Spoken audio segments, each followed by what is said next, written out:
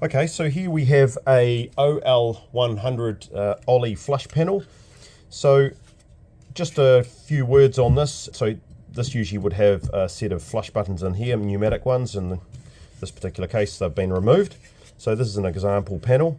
On the back of it, you have a subframe, and you can see the little stainless steel spring clips on here. So the way to remove this off for installation is just simply pull it. So you can see the little pins here that have got a indent, a divot in them, so that they can click into these stainless steel spring clips. So if you're doing a retrofit, what you need to do is, I'll just put that aside, and what you need to do is make sure that when you measure the hole, it needs to be smaller, obviously, than this frame. So just grab a tape measure. So in this particular case, I would make the hole, what do we got? That looks like to me is 180. So you can make it no smaller than 180, and maybe you could go out to 195 if you needed the space, or you're a bit bigger than what it should be. And then of course you're looking at, for the height of it, you're looking at 115, and you can get away with 125, probably nearly nearly 130 on this particular one. So once the hole is set, you can then slot this in.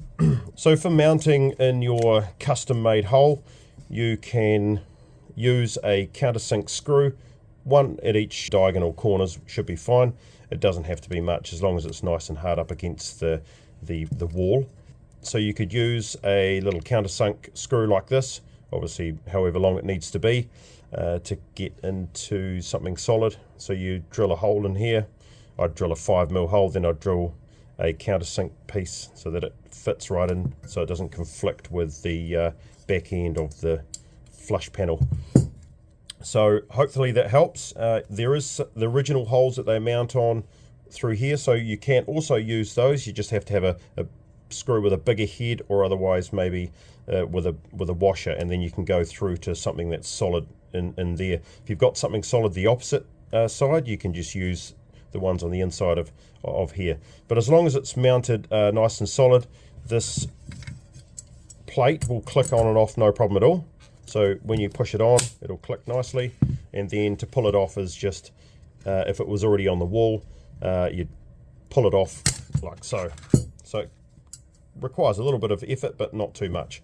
So that's how to mount the Ollie OL100 flush panel in a situation where it needs to be retrofitted to another pneumatic cistern. Hope this helps. Cheers.